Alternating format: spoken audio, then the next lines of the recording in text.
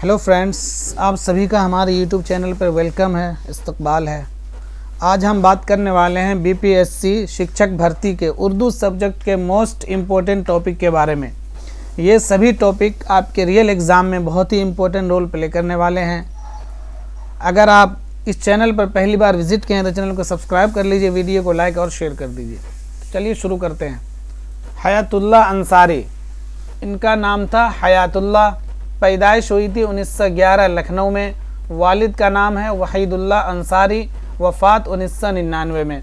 तो आपको हयातुल्लाह अंसारी से ये 2-3 बातें याद रखनी है कि हयातुल्लाह अंसारी 1911 में पैदा हुए थे और लखनऊ में पैदा हुए थे।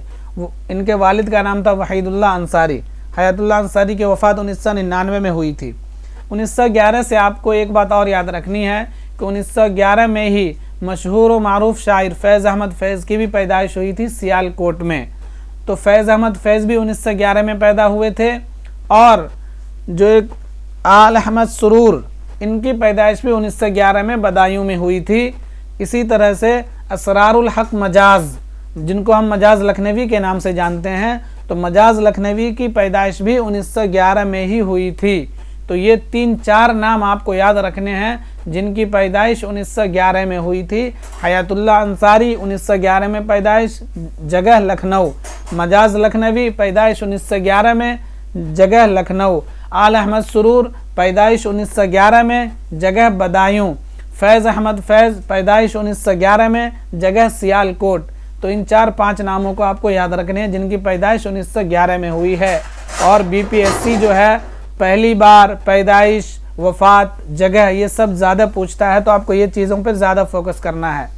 वफ़ात इनकी 1999 में हुई थी। हफ्तावार अखबार हिंदुस्तान 1937 में जारी किया। हयातुल्लाह अंसारी ने हिंदुस्तान नामी अखबार 1937 में जारी किया। यहाँ एक लाइन में 2 सवाल बना सकता है बीपीएससी कि हिंदुस्तान नामी अखबार किसने जारी किया। अभी आप TRE 1, TRE 2, TRE 3 का क्वेश्चन पेपर उठा के देखेंगे और मैं भी आपको करवाऊंगा भी मारूजी सवालात सारे, उसमें रिसाले से भी सवाल पूछे गए हैं। तो आपको एक एक रिसाला, एक एक टॉपिक सब याद रखना है, तभी आप इम्तिहान में कामयाब हो पाएंगे, जब भी आपका नाम कट ऑफ में आएगा। तो हिंदुस्तान अखबार हयातुल्लाह अंसारी ने 1937 में जारी किया। और मशहूर उर्दू अखबार कौमी आवाज़ के मुदीर थे। जो आप कौमी आवाज़ एक बहुत ही मशहूर व मारूफ अखबार था, अब नहीं है, इसके मुदीर थे हयातुल्लाह अंसारी। कौमी आवाज़ को हिंदुस्तान के पहले प्रधानमंत्री जवाहरलाल नेहरू ने निकाला था और उन्होंने ही हयातुल्लाह अंसारी को इसका मुदीर मुकर्रर किया था। जदीदियत की सैर इनकी तनकीदी किताब है। मशहूर नावल लहू के फूल हैं। आपने पढ़ा होगा कि उर्दू की पहली तनकीदी किताब है मुकद्दमा शेर व शायरी, जिनको अल्ताफ़ हुसैन हाली ने लिखा था और जो 1893 में शाये हुआ था। तो उर्दू की पहली तनकीदी किताब है मुकद्दमा शेर व शायरी, सन्ने इशात 1893। और जदीदियत की सैर हयातुल्लाह अंसारी की तनकीदी किताब है। मशहूर नावल है इनका लहू के फूल। हयातुल्लाह अंसारी से जो बहुत ही इंपॉर्टेंट सवाल बनाता, जो कोई भी बोर्ड, चाहे वो बीपीएससी हो या यूजीसी नेट हो या DSSB हो, हयातुल्लाह अंसारी के नाम पे अगर कोई सवाल बनाता है तो पहले नंबर पे आता लहू के फूल। और यूजीसी नेट ने भी इस सवाल को पूछा है कि लहू के फूल किसका मशहूर नावल है, तो हयातुल्लाह अंसारी। इनके कुछ अफसाने हैं, जैसे आखिरी कोशिश, अनोखी मुसीबत, 2.5 सेर आटा, भरे बाजार में मौजों का कारखाना, भीख और 12 बरस बाद। ये इनके अफसाने हैं हयातुल्लाह अंसारी के, ये आपको याद रखने हैं। चलिए अब हम लोग पढ़ते हैं सुहैल अज़ीमाबादी के बारे में। सुहैल अज़ीमाबादी का असल नाम है मुजीबुर रहमान तखल्लुस सुहैल। इनकी पैदाइश भी 1911 में हुई थी अज़ीमाबाद, पटना में। अभी आपने ऊपर पढ़ा है ना कि असरारुल हक मजाज, फैज़ अहमद फैज़, आल अहमद सुरूर, इसी तरह से हयातुल्लाह अंसारी, इन सब की पैदाइश 1911 में हुई थी। उसी तरह से उसी साल सुहैल अज़ीमाबादी की पैदाइश भी 1911 में हुई थी। लेकिन हयातुल्लाह अंसारी की पैदाइश तो लखनऊ में हुई थी, असरारुल हक मजाज की पैदाइश लखनऊ में हुई थी, लेकिन सुहैल अज़ीमाबादी की पैदाइश पटना में हुई थी। साल वही है 1911। वफ़ात 1979 इलाहाबाद, तदफीन पटना में अमल में आई। सुहैल अज़ीमाबादी के नाम से आपको ये 2 चीज़ें याद रखनी है कि इनकी वफ़ात तो इलाहाबाद में हुई थी, लेकिन तदफीन का अमल जो है पटना में अमल में आया था। सुहेल अज़ीमाबादी के वालिद का नाम है हबीबुर रहमान। देखिए, जिस तरह से हयातुल्लाह अंसारी के बारे में कोई भी बोर्ड जब सवाल बनाता है तो लहू के फूल सबसे पहले ऑप्शन होता है, जो सबसे ज़्यादा उम्मीद होता है कि लहू के फूल के बारे में सवाल बनाए। उसी तरह से सुहेल अज़ीमाबादी के नाम के बारे में पूछा जाता है कि सुहेल अज़ीमाबादी का असल नाम क्या है। तो सुहेल अज़ीमाबादी का असल नाम है मुजीबुर रहमान, ये आपको याद रखना है। सुहेल इनका तखल्लुस है और वो पटना के रहने वाले थे। अजीम, पटना का नाम था अज़ीमाबाद, तो उन्होंने अज़ीमाबाद लगाया, तो तखल्लुस सुहेल है, नाम मुजीबुर रहमान है, वालिद का नाम हबीबुर रहमान। अफसानवी मजमूए अलाव है, इसमें 16 अफसाने हैं। सुहेल अज़ीमाबादी का जो अफसानवी मजमुआ अलाव है, इसमें 16 अफसाने हैं। नए और पुराने 4 चेहरे, 4 तवील कहानियों का मजमुआ। नए और पुराने भी अफसानवी मजमुए हैं, लेकिन जो 4 चेहरे हैं ये 4 तवील कहानियों का मजमुआ है, ये आपको याद रखना है।